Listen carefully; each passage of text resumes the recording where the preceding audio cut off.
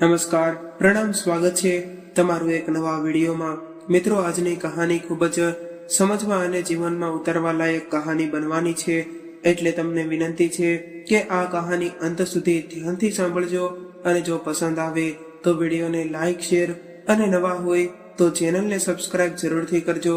તો ચાલો શરૂ કરીએ આજની કહાની।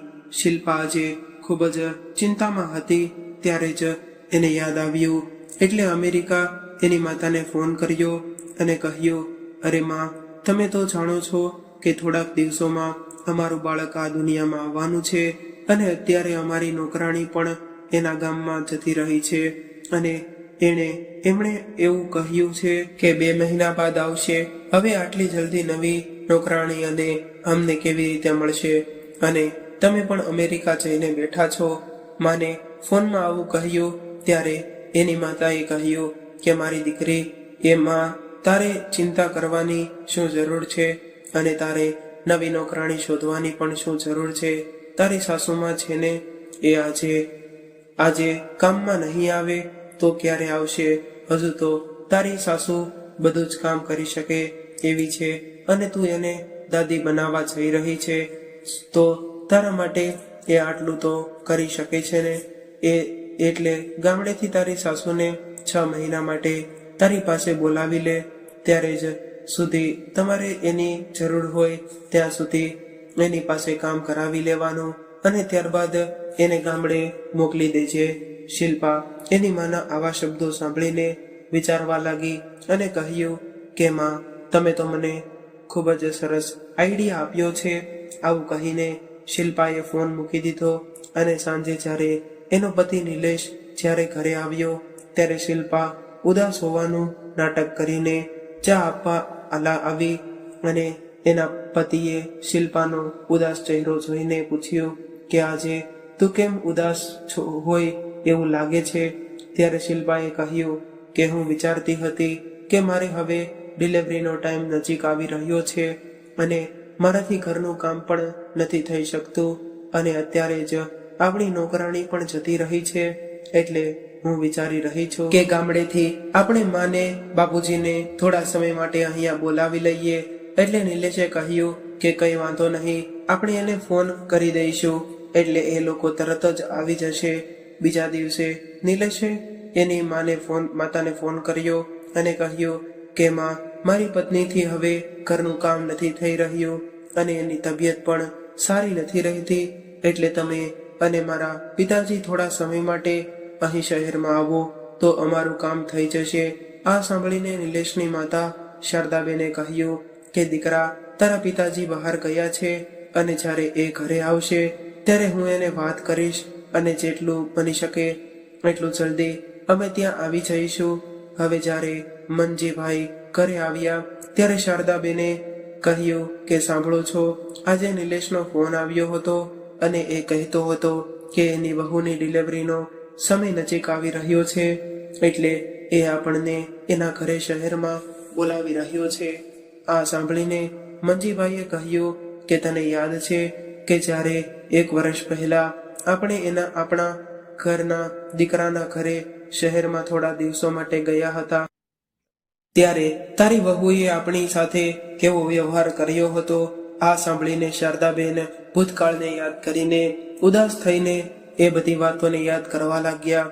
1 વર્ષ પહેલા શારદાબેન અને મંજીભાઈ એના પુત્ર અને પુત્રવધુ ના ઘરે થોડા દિવસ રોકાવા માટે ગયા હતા, ત્યારે શિલ્પાને ખબર પડી કે એના સાસુ ખૂબ જ ઊંધા અને સીધા અને સરળ સ્વભાવના છે, એટલે એણે એના સરળ સ્વભાવને લાભ લેવાનું શરૂ કર્યું અને શિલ્પાએ આખો દિવસ વ્યસ્ત હોવાનો ઢોંગ કરીને તમામ કામો એની સાસુ પાસે કરાવવાનું શરૂ કર્યું હતું।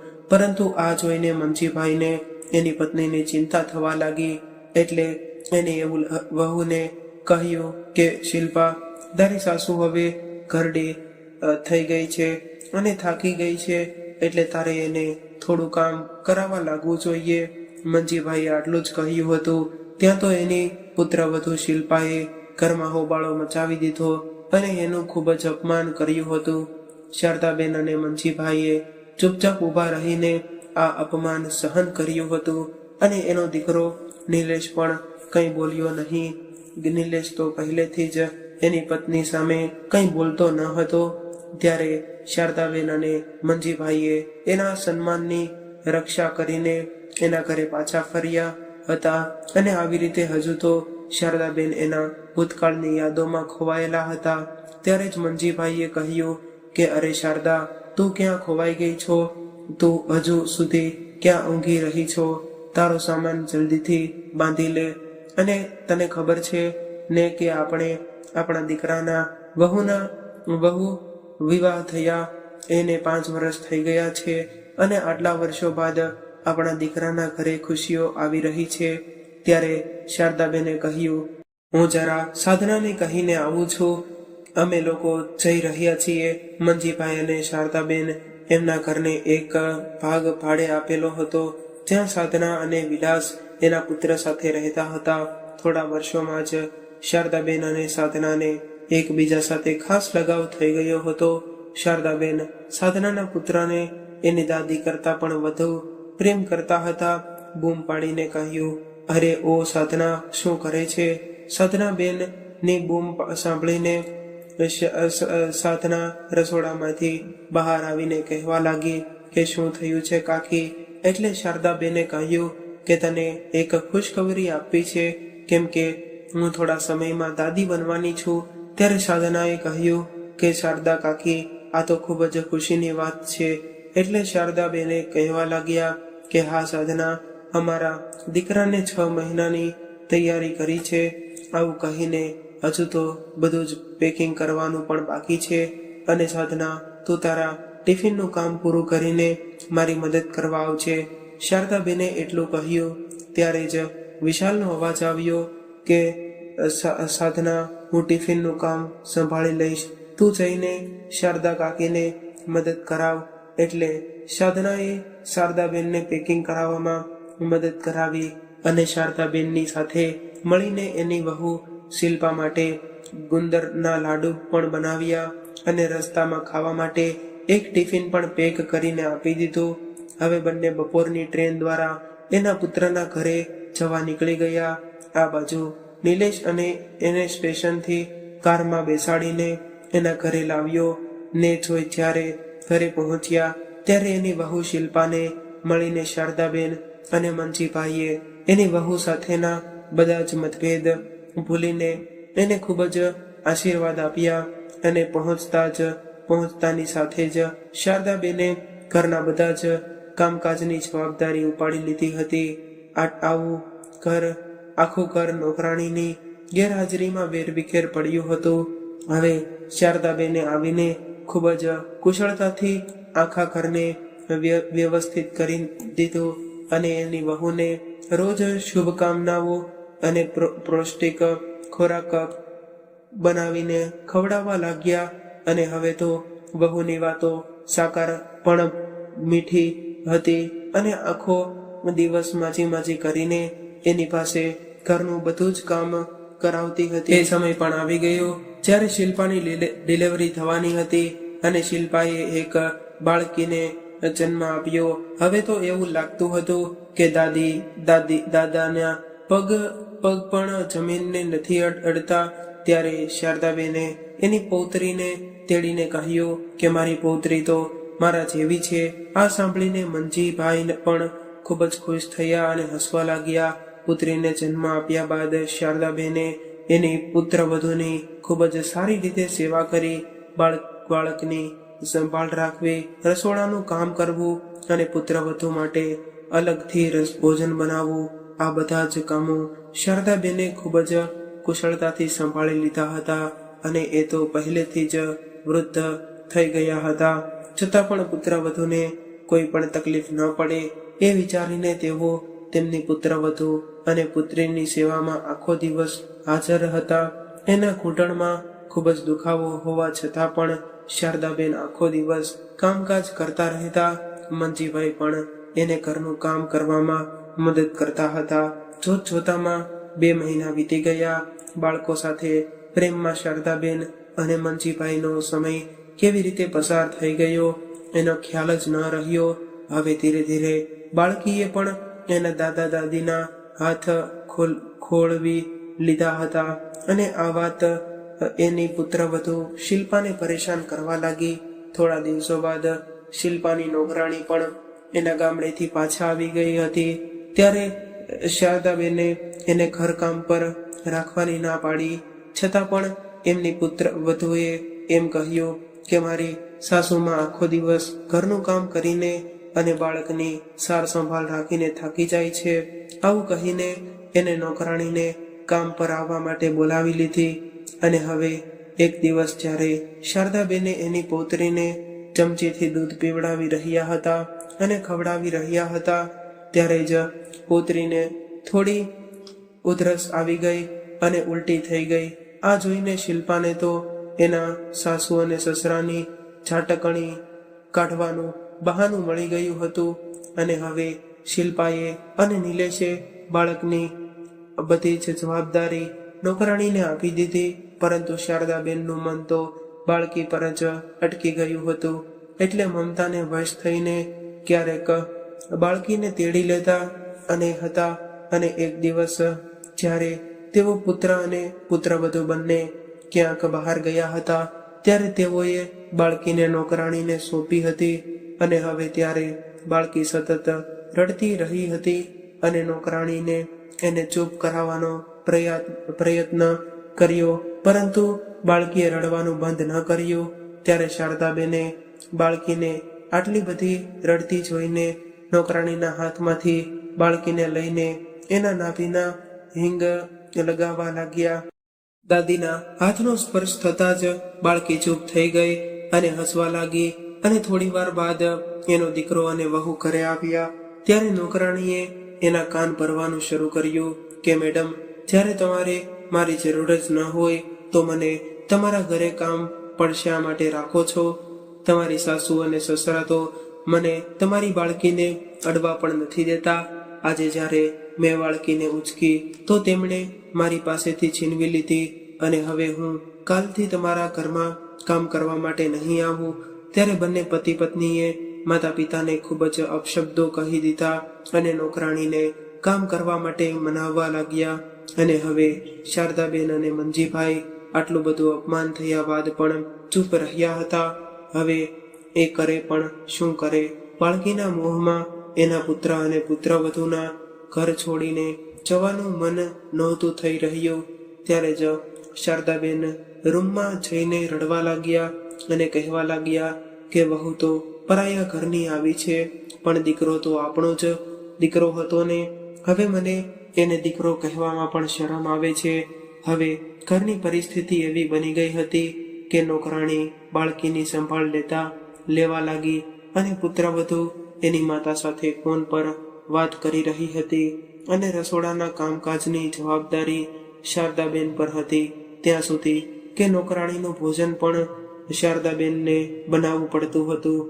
અને મંજીભાઈ એની પત્નીની આવી પરિસ્થિતિ જોઈને મનમાં ને મનમાં દુઃખી થઈ રહ્યા હતા. એક દિવસ પુત્રવધુએ એની સાસુને કહ્યું કે મમ્મી, આજે મારી સહેલીઓ આપણા ઘરે આવી રહી છે, એટલે તમે ચા નાસ્તાની વ્યવસ્થા કરજો. અને સાંજે જ્યારે એની સહેલીઓ ઘરે આવી ત્યારે શારદાબેને પૂરા આદર સાથે એમને ઘરમાં બેસાડી અને પોતાના સાથે બનાવેલો સ્વાદિષ્ટ નાસ્તો તૈયાર કર્યો અને એને ખૂબ જ ભાવથી ખવડાવવા લાગ્યા.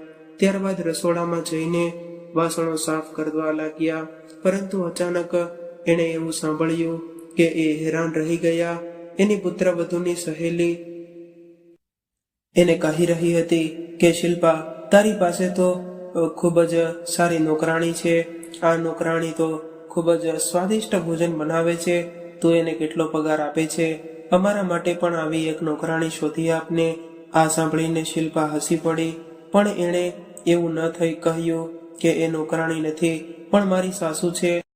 થોડી વાર બાદ જ્યારે શારદાબેને હાથ ધોયા અને અંદર આવીને બેસી ગયા ત્યારે પુત્રવધુની સહેલી એની સામે જોઈ રહી હતી. ત્યારે શારદાબેને કહ્યું કે તમારી જાણકારી માટે કહી દઉં કે હું નોકરાણી નથી, પણ તમારી સહેલીની સાસુ છું. તમારી સહેલીએ કદાચ તમને કહ્યું નથી, એટલે મેં વિચાર્યું કે હું તમને કહી દઉં. શિલ્પાની બધી જ સહેલીઓ આ વાત સાંભળીને ચોંકી ગઈ અને શિલ્પા સામે જોવા લાગી. ત્યારે શારદાબેને કહ્યું કે વહુ ઘરમાં નોકરાણી રાખવી એ તમારા માટે સ્ટેટસ સિમ્બોલ છે, પરંતુ પોતાની સાસુને નોકરાણી સમજવી એ કેટલું વ્યાજબી કહેવાય.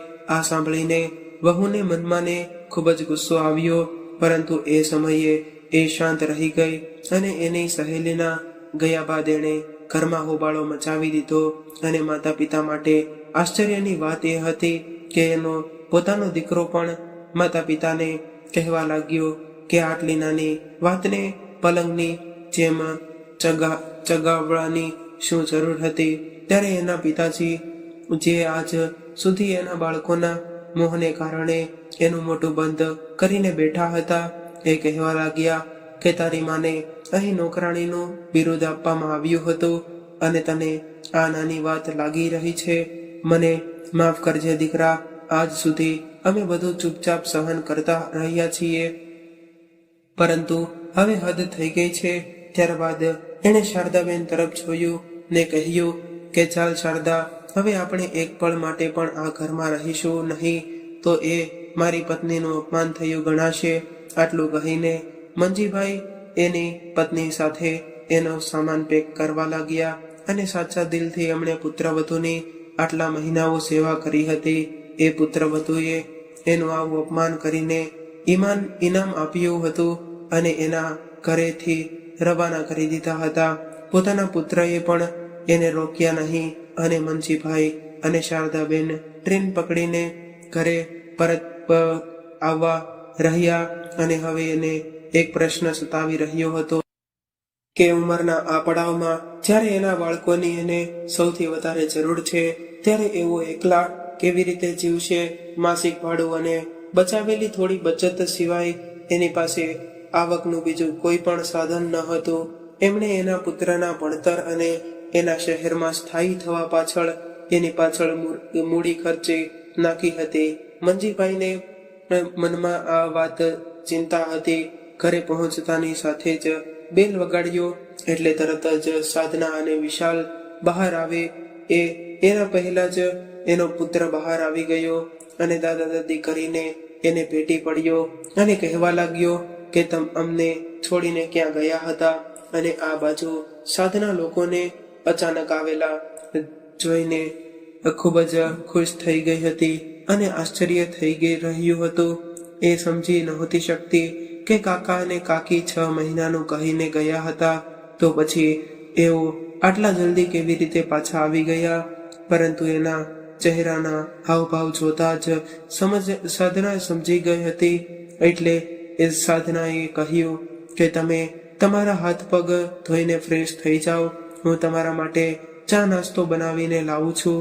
ત્યારે શારદાબેનની આંખો ભીની થઈ ગઈ અને એના રૂમનો દરવાજો ખોલતા જ શારદાબેન સંતોષ અનુભવવા લાગ્યા. આ બાજુ મંજીભાઈના મનમાં રહીને એક વાત આવતી હતી અને એના રૂમમાં પગ મૂકતાની સાથે જ એના હૃદયમાં અચાનક પીડા થવા લાગી. હજુ તો શારદાબેન એને કંઈ પૂછે એના પહેલા જ એવો બેભાન થઈને ઢળી પડ્યા. ત્યારબાદ શારદાબેને બૂમ પાડી કે સાધના, બેટા જલ્દી આવ. શારદાબેનનો અવાજ સાંભળીને સાધના અને વિશાલ દોડીને એની પાસે આવ્યા, પરંતુ ત્યાં સુધીમાં તો મંજીભાઈનું અવસાન થઈ ગયું હતું. આ જોઈને જાણે શારદાબેન પર તો દુઃખનો પહાડ તૂટી પડ્યો હતો. સાધના અને વિશાલે જેમ તેમ કરીને એને સંભાળીને એના પુત્ર અને પુત્રવધુને જાણ કરી. એટલે એ બંને ગામડે આવ્યા અને એના અંતિમ સંસ્કારની વિધિ પતાવીને જતા રહ્યા. પોતાની માની સ્થિતિ વિશે જાણવાની પણ દીકરાએ કોશિશ ન કરી, પરંતુ ભાડૂત સાધનાબેને એને દરેક સમયે સાથ આપ્યો. ધીરે ધીરે સમય વીતવા લાગ્યો.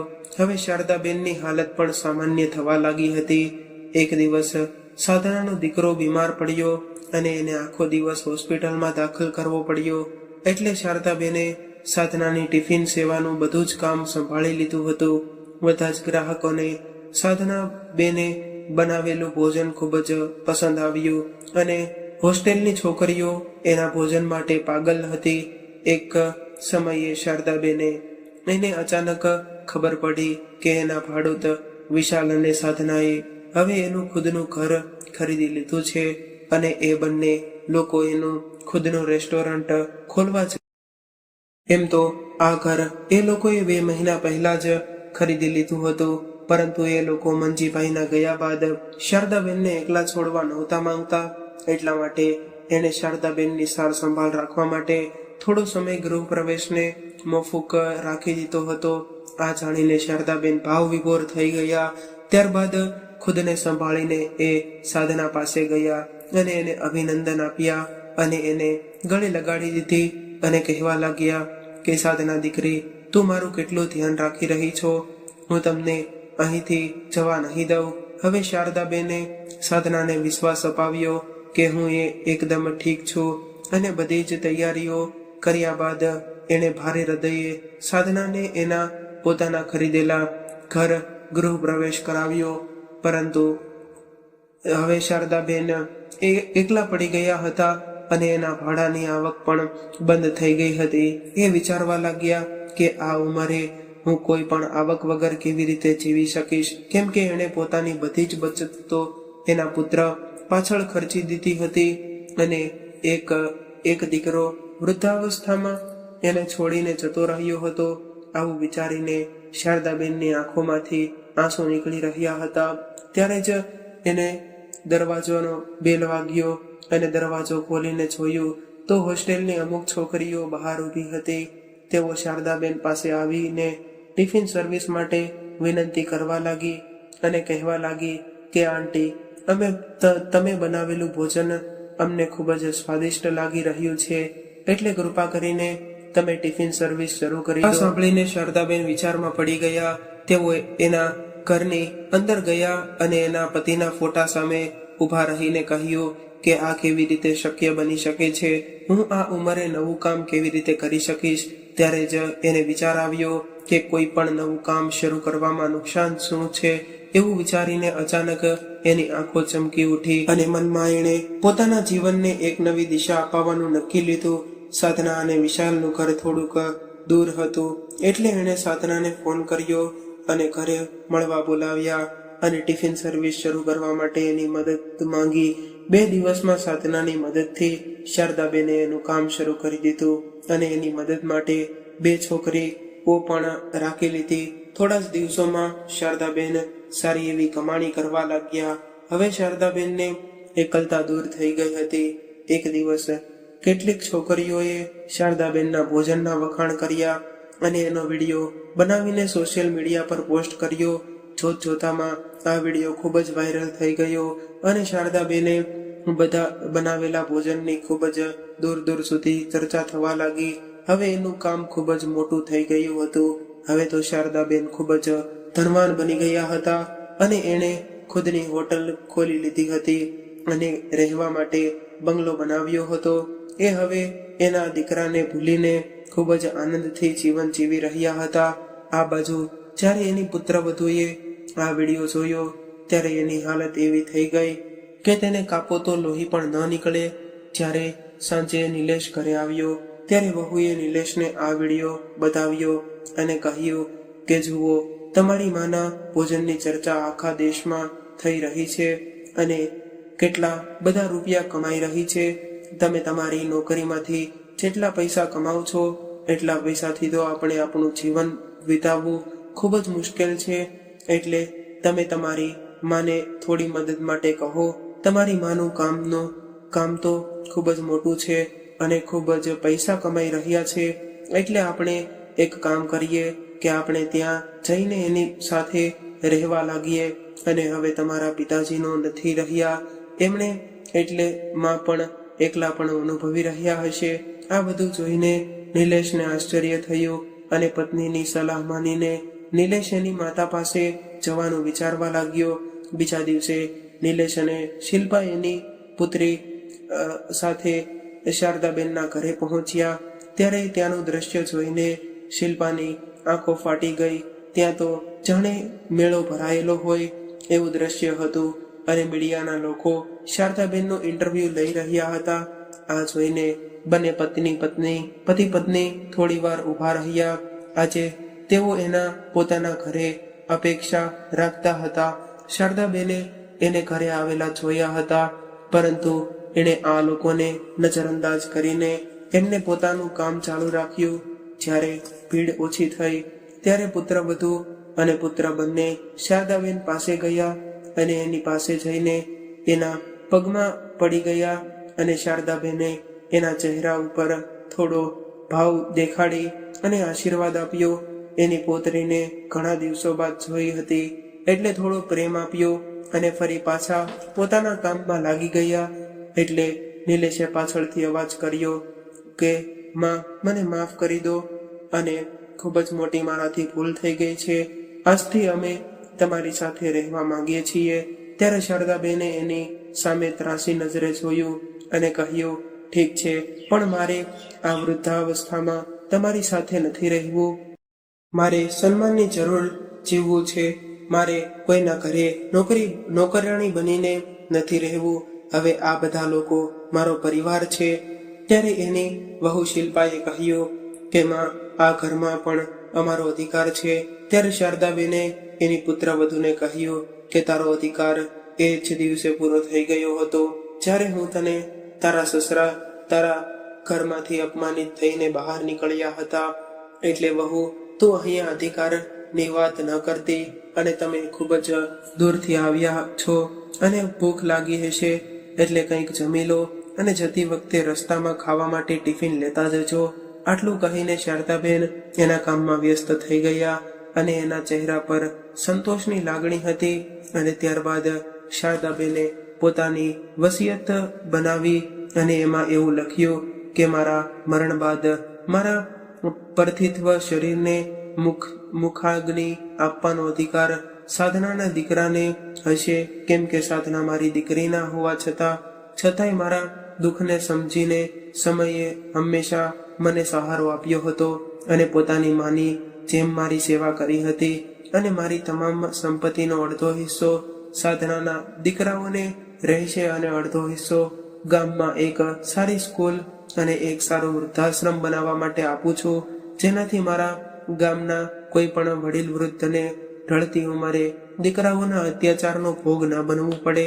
તો મિત્રો, આજની કહાની તમને કેવી લાગી કોમેન્ટ કરીને જરૂરથી જણાવજો અને પસંદ આવી હોય તો વિડીયોને લાઈક અને શેર કરજો. નવા હોય તો ચેનલને જરૂરથી સબસ્ક્રાઇબ કરજો. હર